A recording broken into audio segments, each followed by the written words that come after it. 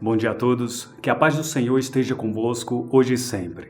O tema do nosso devocional é o testemunho. O testemunho é uma poderosa ferramenta de evangelismo e fortalecimento da fé. Quando a Bíblia fala sobre testemunho, pode se referir ao relato do que Deus fez na vida de alguém ou à conduta do cristão. Vejamos o exemplo de como o testemunho do endemoniado gadareno sobre o que Jesus fez na vida dele pôde impactar uma família e seus conhecidos, bem como uma região inteira. Estes versículos estão presentes em Marcos 5, do 18 ao 20, que dizem: Quando Jesus estava entrando no barco, o homem que estivera endemoniado suplicava-lhe que o deixasse ir com ele. Jesus não o permitiu, mas disse: Vá para casa, para sua família, e anuncie-lhes quanto o Senhor fez por você e como teve misericórdia de você. Então, aquele homem se foi e começou a anunciar em Decápolis quanto Jesus tinha feito por ele. Todos ficavam admirados. O testemunho da mulher samaritana impactou também muitas pessoas, pois ela contou a outras pessoas como Jesus revelou coisas sobre a vida dela. Por meio de suas palavras, muitos buscaram a Cristo. Vejamos o que a palavra nos diz em João 4, dos versículos 39 ao 42.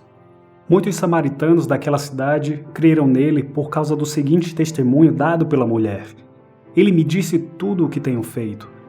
Assim, quando se aproximaram dele, os samaritanos insistiram em que ficasse com eles, e ele ficou 2 dias. E por causa de sua palavra, muitos outros creram, e disseram à mulher: Agora cremos não somente por causa do que você disse, pois nós mesmos ouvimos e sabemos que este é realmente o Salvador do mundo.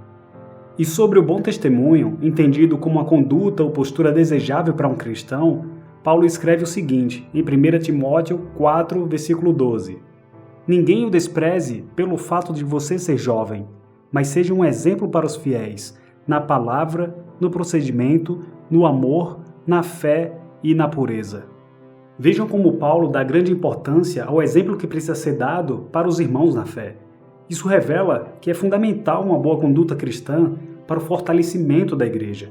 Certamente, todos já ouviram falar de pessoas que se afastaram da comunhão devido ao comportamento incompatível de outras pessoas.